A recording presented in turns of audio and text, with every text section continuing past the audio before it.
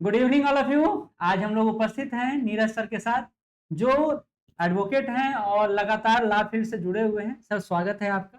Thank you very much. Sir से हम लोग संपर्क में इसलिए आए क्योंकि एसडीपीओ का आपका वैकेंसी आया है और अभी से आपका डिमांड है सर, लॉ पेपर का तैयारी कैसे किया जाए, लॉ पेपर को लेकर क्या कर रहे हैं आप लोग, बीपीएससी कैसे क्वेश्चन पूछता है, कई सारी बातें, क्या सिलेबस है और क्या सिलेबस नहीं है। तो नीरज सर इसके बारे में बहुत बेहतर तरीके से आपको बताएंगे क्योंकि इनका एक्सपीरियंस काफी ज्यादा है। सर, पहली बात तो एक इस वैकेंसी को आप कैसे देखते हैं सर?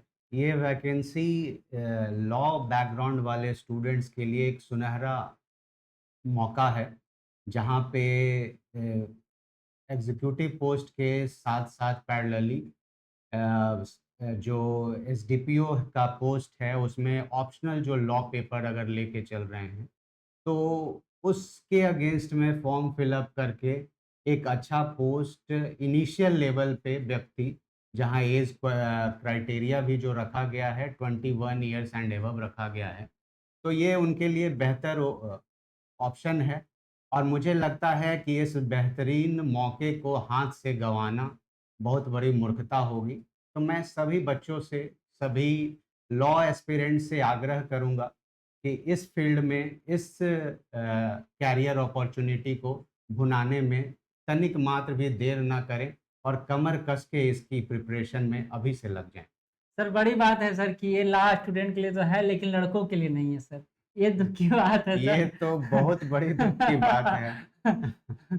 लगभग 121 सीट का 101 सीट है सर। 101 सीट का वैकेंसी है और ये केवल महिलाओं के लिए है, तो ज़ाहिर-सी बात है कि महिलाओं को फिर रिज़र्वेशन भी जो मिलना है 35%, वो भी उनको नहीं मिलेगा। लेकिन ये एक स्पष्ट मैसेज है कि महिलाओं के लिए सरकार जो है विशेष रूप से संवेदनशील है, तो महिलाओं के लिए यह बेहतर अपॉर्च्युनिटी है। सर, ऐसे भी सर इसका जॉब प्रोफाइल जब हम लोग देखते हैं सर, तो ये जी, बच्चा पर और महिला पर ही केंद्रित है सर। जी, जी। और मुझे लगता है सर बिहार में सब एसडीएम, डीएसपी की बात बहुत करते हैं। लेकिन ये ऐसा ज़बरदस्त पोस्ट है सर, जो छुपा हुआ था जिसको बिहार सरकार ने निकाला है। और पहली बार ये पोस्ट आया है और महिलाओं के लिए आया है सर, तो इसका जलवा तो बहुत अच्छा रहेगा सर, पहली बात। दूसरी बात सर, डोमिसाइल सिस्टम है सर, तो बाहर के लोग तो भर सकते हैं लेकिन बिहार की महिलाओं को ज़्यादा फ़ायदा होगा। बिल्कुल, बिल्कुल। बहुत ज़्यादा फ़ायदा होने वाला है बिहार के महिलाओं के लिए और इस अवसर को बिल्कुल ना भुलाएँ, बिल्कुल इसे भंजाने की कोशिश करें और अपना सीट सिक्योर करें। लगातार इसके प्रिपरेशन के लिए खुद को प्रेरित करें, अपना कमर कसें इसके प्रिपरेशन के लिए, क्योंकि इससे बेहतर अपॉर्च्युनिटी आगे कब मिलेगी इसका कहना, इस बारे में कहना थोड़ा अभी दुर्लभ है। सर, एक बात और सर, जो भी छात्र हमसे जुड़ेंगे वो जानना ज़रूर चाहेंगे अपने टीचर के बारे में कि हमारे टीचर आखिर हैं कौन? क्या करते हैं, नहीं करते हैं? सर, एक बार अपने बारे में बता दिया जाए तो ज़्यादा अच्छा जी। रहेगा। मेरा नाम नीरज कुमार हुआ। मैं चाणक्य नेशनल लॉ यूनिवर्सिटी से लॉ किया हूँ और वर्तमान समय में मैं पटना हाई कोर्ट में प्रैक्टिसिंग एडवोकेट हूँ। सन 2014 से लगातार मैं प्रैक्टिस कर रहा हूँ और इसके अलावा मैं एडवोकेट ऑन रिकॉर्ड भी हूँ पटना हाई कोर्ट में। हालाँकि ये बाद में एडवोकेट ऑन रिकॉर्ड सिस्टम हटा दिया गया, लेकिन एडवोकेट ऑन रिकॉर्ड क्वालीफ़ाई करना अपने आप में एक बड़ी बात होती थी।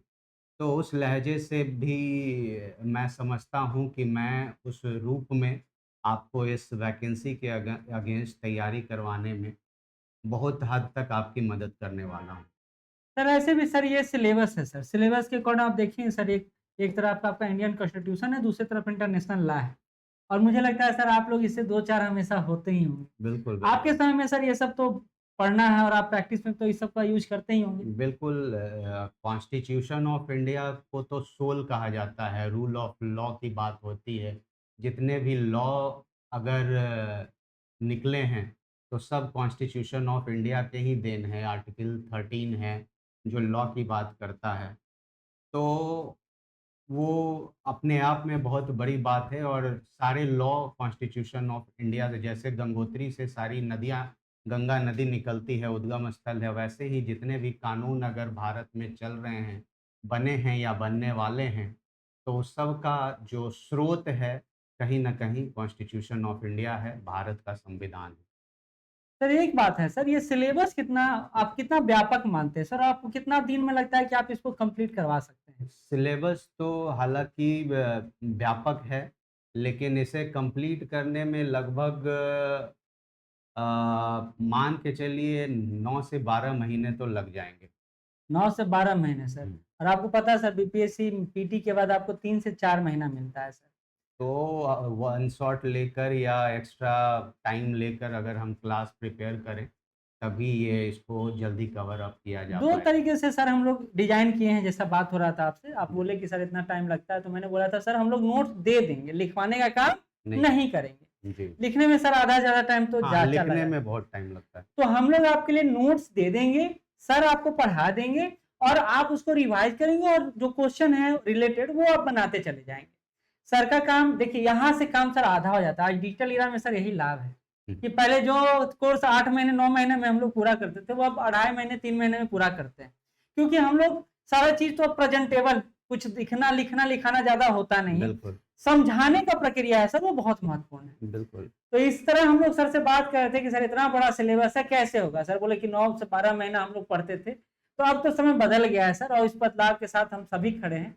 तो क्या ये संभव लगता है सर कि ये 3 महीने के आस-पास हम लोग इसको तैयार करवा दें? बिल्कुल तैयार करवा देंगे, अगर नोट्स देने की बात है, अगर नोट्स हम लोग अवेलेबल करवा पाएँ, तो आराम से 3 से 4 महीने में ये सिलेबस को हम लोग कंप्लीट कर पाएँगे।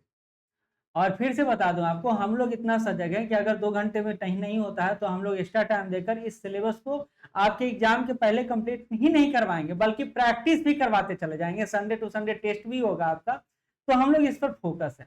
अलबत्ते आपके तरफ से भी थोड़ा सकारात्मक रिस्पॉन्स मिलना चाहिए कि पढ़ा सर टीचर पढ़ाते तो हैं, जी, जी, बिल्कुल। स्टूडेंट सिर्फ़ सुनते हैं और पढ़ना छोड़ देते हैं, यानी लिखने का प्रैक्टिस ही नहीं करते।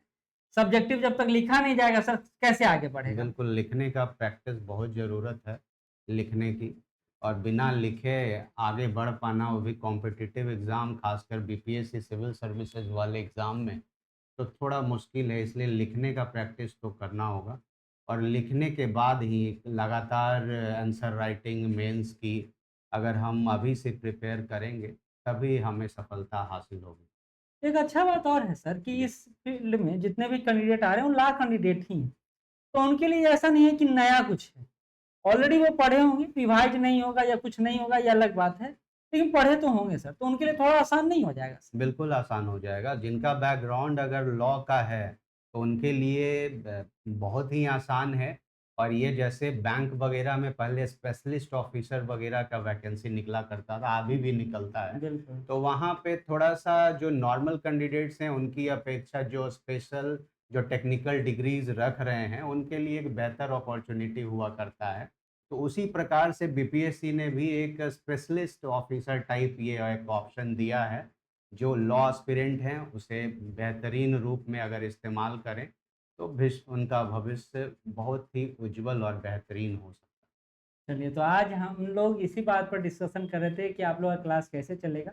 बाकी सर हमारे अभी आपके लिए सिलेबस डिस्कशन करेंगे और वहाँ से आपको और ज़्यादा आइडिया लगेगा, है ना सर? है। जी।